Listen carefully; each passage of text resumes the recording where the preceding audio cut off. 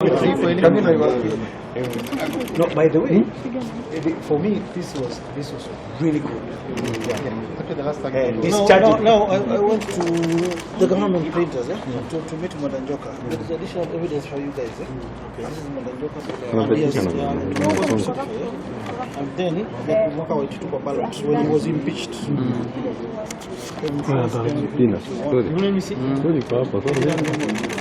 Hiyo sort of picha mzuri na simu. We should buy Chebukati. This is an issue that we need to raise with IEBC tomorrow when he's presenting his papers.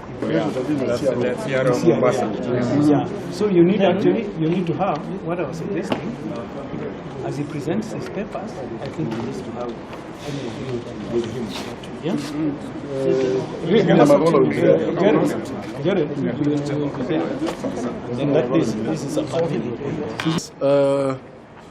we are happy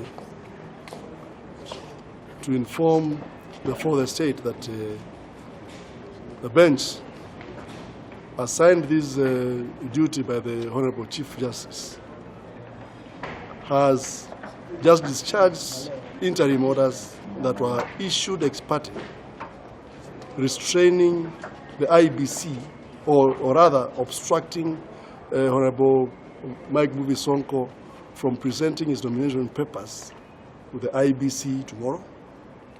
Those orders have been discharged, and the court has actually gone further and stated that it cannot interfere with the IEBC's mandate as bestowed on it by the statute and constitution.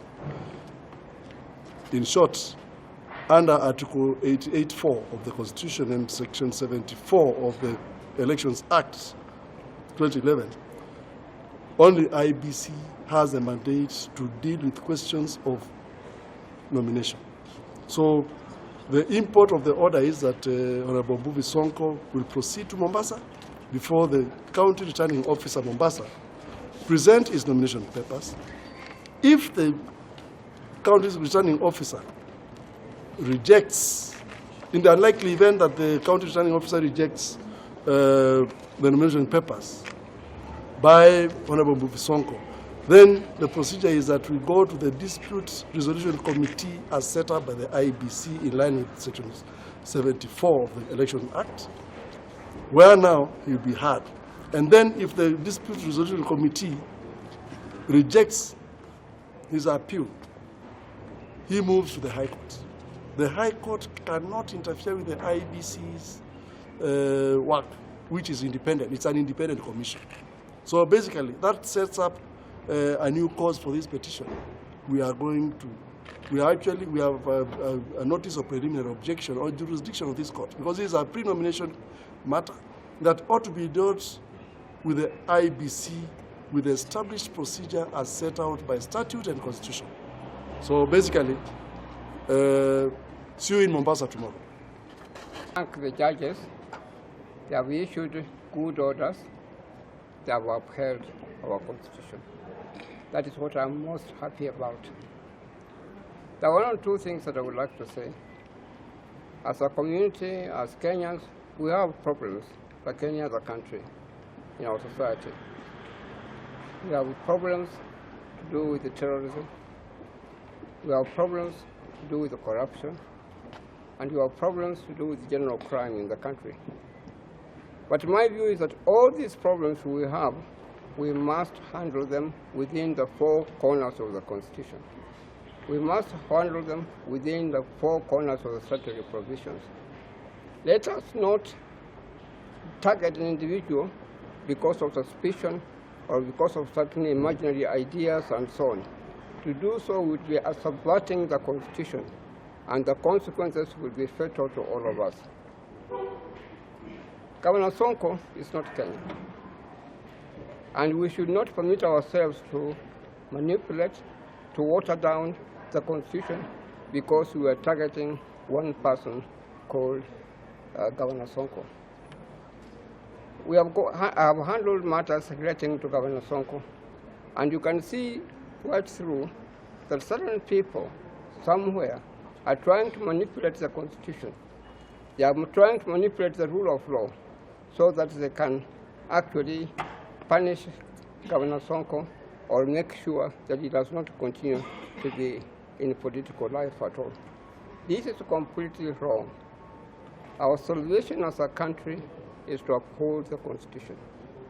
Our salvation as a country is to uphold the law. And as we lawyers usually say, that we must uphold the rule of law. That is what is the most important. What has made me very sad, extremely sad, is a media note that was released by Chebukati. Now, Governor Sonko, our fellow Chebukati, issued a statement in which he proposed to give some interpretation of the law and some interpretation of the Constitution. I happen to know Mr. Wafula Chebukati. He's a colleague. He's a friend of mine. I practiced with him law in Mombasa. We appeared against one another, but we maintained friendship. But what he's doing now currently is completely wrong. Chebukati knows what the law of the country is. Chebukati knows what the constitution of the country is. What he is doing at the moment is wrong. Issuing statements purporting to uphold the Constitution, purporting to uphold the law, and which I believe that he himself knows that that is not the proper interpretation of the law. He has no right to do what he is doing at all. It will bring the country into problems. It will bring the country into chaos. He should stop doing what he's doing at the moment. Governor Sonko is with us now. He will not continue to be with us. In another 100 years or another 50 years, he will not be with us at all. What is important is that we uphold the Constitution. We uphold the rule of law in the country. But let us target an individual because he's an individual that we don't like to see making headway.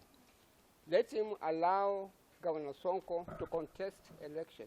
He made a decision to leave Nairobi to go to Mombasa. Mombasa is part of Kenya. Why should he be stopped from contesting in Mombasa? Let him hand to him a license or permit him to stand for governorship in Mombasa. And there he will be doing his job properly. Thank you. Let me tackle the political angle. I've been crucified a lot by Chebukati in the media.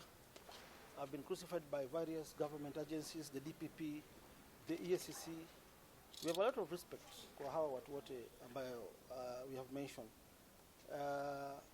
But by doing so, by discussing matters that are pending before the court that is defying the sub judice rule, I don't want to go to the details of the case, but I have one question for my friend Chebukati, whom I respect a lot. I've been with the government printer, Mr. Njoka. I was in his office a few hours ago, and I went to retrieve some Gazette notices, two of them.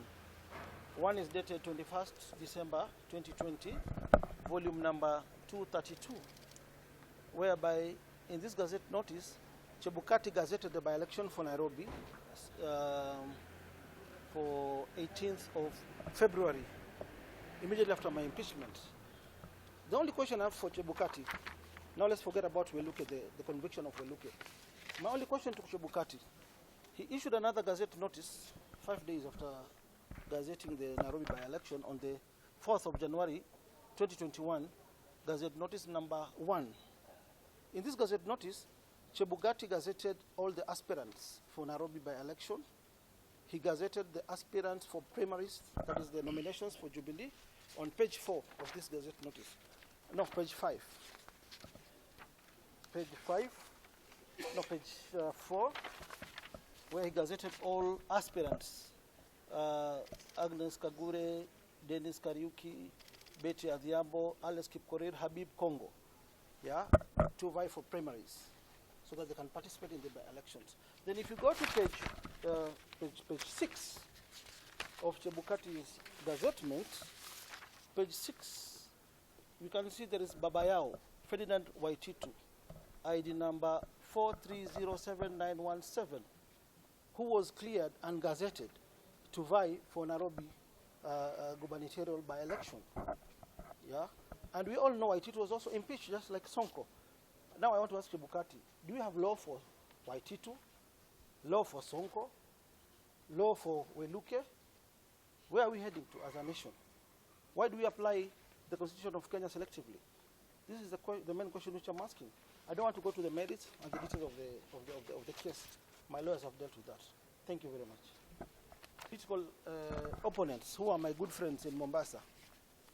I'm a Kenyan. The Constitution of Kenya empowers me to vie anywhere in the country. In any county I can go and vie. I'm not Alikiba or Katrina to be barred from vying. So I can vie in any county, any position, Senate, Governor, MP. So that is the point I'm now my political enemies. Let us be friends, because after 9th of August, tutaendelea kuwa marafiki. This is a friendly match. Yeah, there is no political enmity in politics.